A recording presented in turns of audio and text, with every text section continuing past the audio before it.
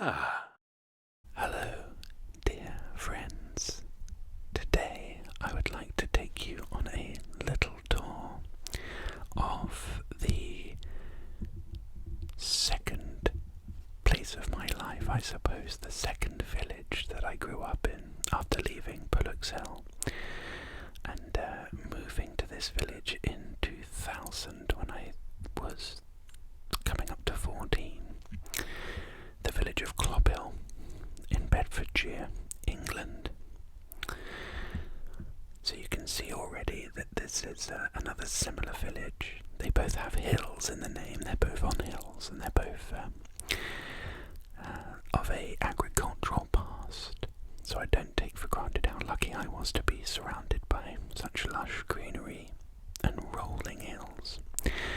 Well, actually, I say rolling hills. This area was relatively flat. It was only the odd hill that you had a village on, but to be surrounded by greenery anyway is so lovely.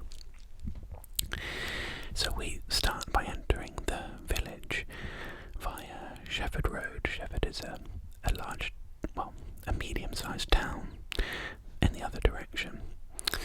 And Clophill itself is interesting in layout. It's basically a really long main road, and then you have the odd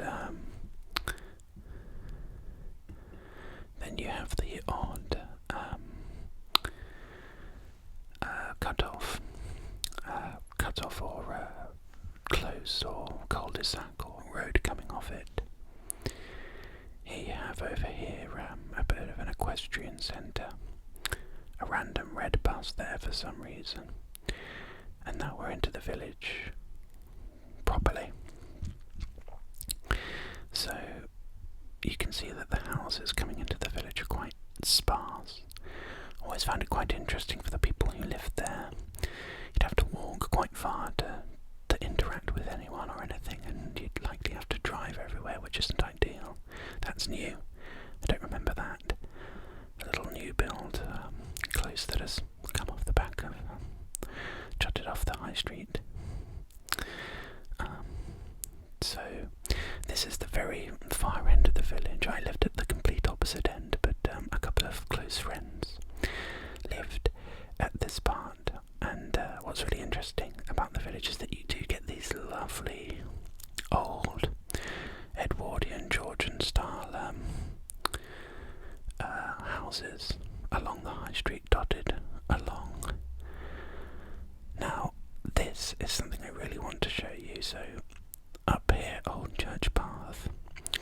At the top of this path is St. Mary's Church, an old ruined church that sits on the top of a hill alone.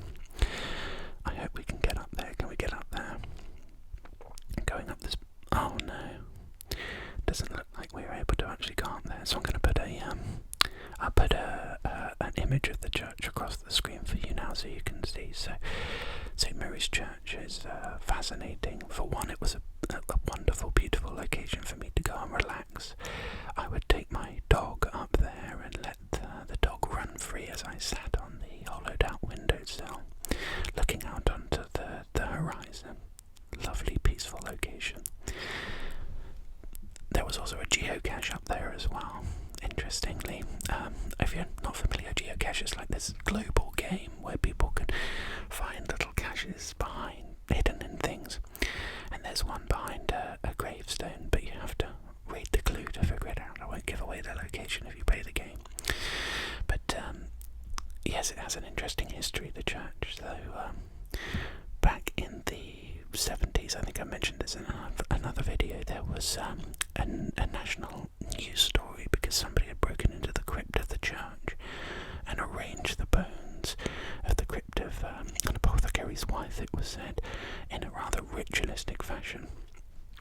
And this was at the height of the satanic panic back in the 70s, 80s. And to this day, there's lots of stories about the church. It's built facing the wrong way.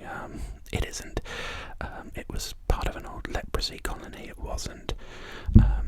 And every Halloween, people come from all over to visit it. Sometimes there's actually quite a heavy police presence to make sure that things don't get out of hand or they block off access to it. I once even found the church in a book of haunted places in Canada places, so it has a little bit of global appeal.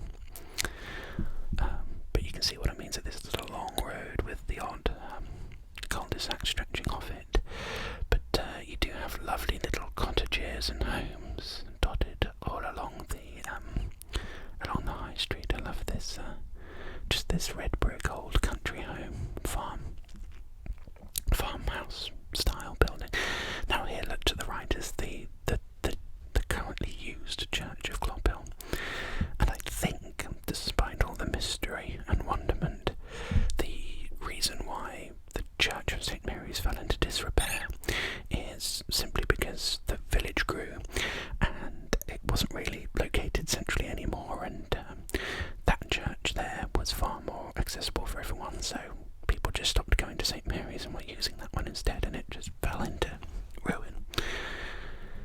Here are some more lovely homes, and I remember here, actually, if you cut up through here, this is another way of accessing the rolling farmland and fields surrounding the village, and you can see the old church from the distance if you go up that way too. Great lane. Lots of great opportunities for dog walking in this village. So let's head back to the high street again to take in some of the lovely old houses and mix with the new. You have the primary school here on the left.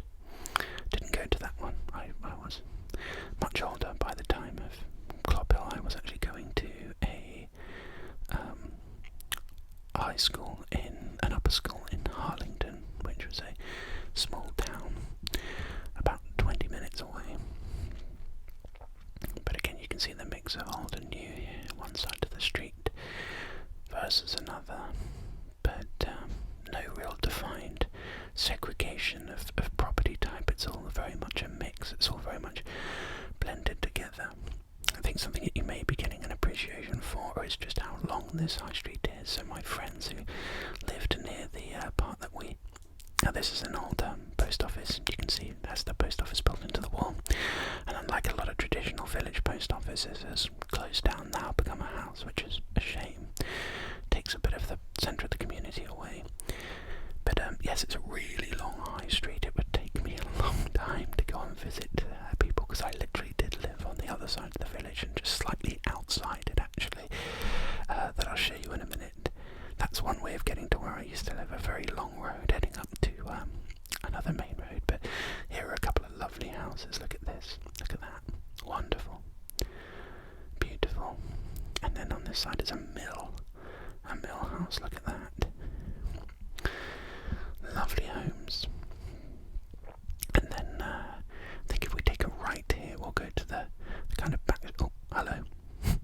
I'll go to the back streets. We'll go to the back lanes, Mill Lane here.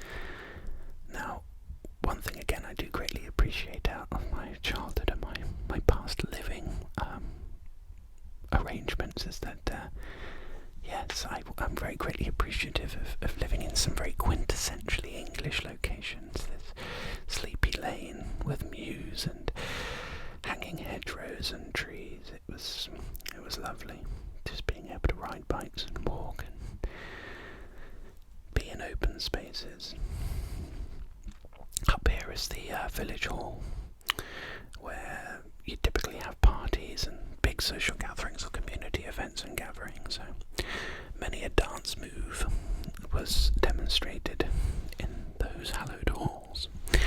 And then on the other side is a big playing field, a recreation ground. There's a skate park in there and a playground.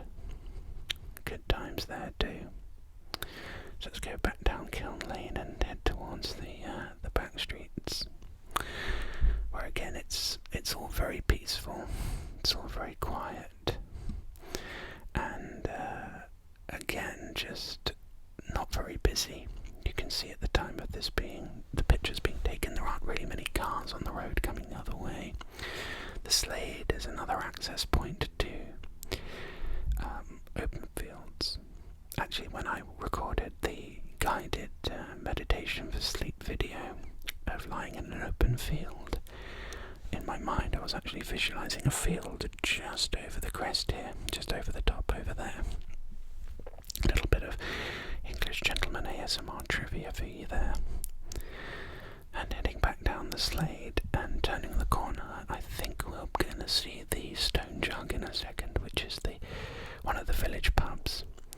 It's like the proper village pub, you know, the kind of pub that only the villagers go to. So a lovely old stone building. And yes, on another sunny day like this, you'd have people sitting along the benches and sprawling out onto the street, enjoying a drink, a pint of ale, and inside you've got your dartboard and your jukebox and your pool table, all of the trappings that you'd expect of a small, typical English pub. And again, many a great memory in there with some friends.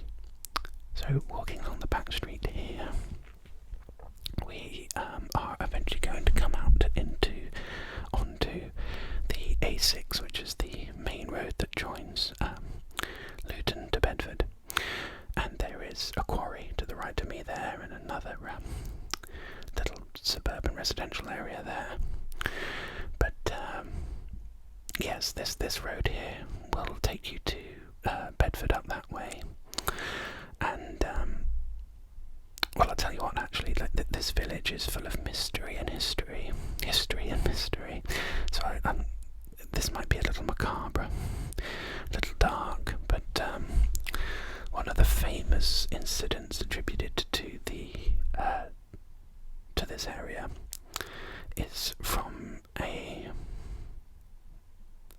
event that happened up here. So if you come up the A6, and you'll notice that the name of the road has become Dead Man's Hill. Now the reason for that is there's a lay-by up here eventually. This is one of those cases that the road is actually longer than you remember it being, but I do remember it being a bit of a speed trap. This particular road, people would get a bit racy along this street. Of course I wouldn't, I always drove responsibly. So eventually up here you have a lay-by. Is this it? No, that's the entrance to Millwood Forest, or whatever it was called. So yes, eventually up here is a lay-by, where unfortunately a murder took place. Here we go, Maldenwood. So in this lay-by, James Hanratty murdered a couple in a car parked here in I think it was the 60s. And anyway, that heinous act saw him given the death sentence, and he was the last person to be hung in this country. So the last capital punishment event in the country, and it's almost as if the story has turned dark and cold, so that the location on Google Maps has turned all snowy and frosty. That's funny.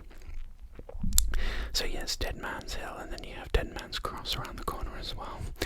So just another story, so you can see how with this story, and then the old Church of St. Mary's with all of the stories is attributed to that, and one last story at the Flying Horse in the pub, which I'll show you in a moment. There is a kind of mystery, the macabre, or the dark and the mysterious attributed to Clophill, which of course you never got the sense of living there. I'm sure, as you've already seen in our journey through this village, that it's actually just quite lovely. It's lovely countryside, lovely relaxing location. But if we come down here, you'll see in a moment here on the left, you can see it popping into view now, is the Flying Horse. So this is the old coaching inn that apparently Dick Turpin, the famous highwayman who used to rob the highways in the run up to around York, would often stop at the Flying Horse in the mid-1700s to get refreshment. So we have highwaymen, satanic churches, murder and death. You can see why a mystery surrounds the village, but this is a quite nice and interesting an interesting part of history here is the old lock and pound. So this is a little lock up where if you were rowdy or disturbing the peace, you were put in here, you were shut in here like a little prison cell, and in the pound your horse, all your animals that you had with you were locked in there. So I don't know if you were drunk and disorderly or something, you'd be locked up, and our bus stop to get to school used to be beside it, so it was a rather funny start to the day. Just over there is a little brook and a village shop. Here is another pub. I'm not sure if it's open anymore. It was the Green Man, but you can imagine, can't you, another pub so close to the other one. A lot of competition there, spreading the competition out a bit, so only one came out on top, I guess, in the end. I suppose we have one last destination, which is to pop across the main road over here, go past this roundabout, and alongside this brook, and opposite the jet petrol station here on the right, is where I used to live. So within this little forested area here is an estate on the left-hand side. I'm not going to show you which house I lived in, but it was in there basically. It was in there somewhere. But what I always really appreciated was, well, the sound of running water was lovely and relaxing, but directly opposite the home was this forest. And it was a great place to go and walk the dog, ride bikes in, just generally chill out and find some peace. So close to your home. In the middle of it, actually, there's this long avenue of trees. And I believe the history of it goes that there used to be a little railway that used the cover of the forest to get to either Bedford or Luton for munitions, so to carry munitions during the Second World War to those towns. And it was all covered up by that forest over there. A little bit of history there. And then of course if I wanted to go from my home back into the main village, I'd have to walk over here. And then there was just the most outrageously engineered bridge. You'd have to walk all the way over there, all the way back again. Get over the bridge, do it all over again. It took an age just to simply get over to the green on the other side. But there you have it. Thank you for joining me for this little tour of the second place of my life, the village of Clophill in Bedfordshire, England. I look forward to having you join me for more trips down my memory lane.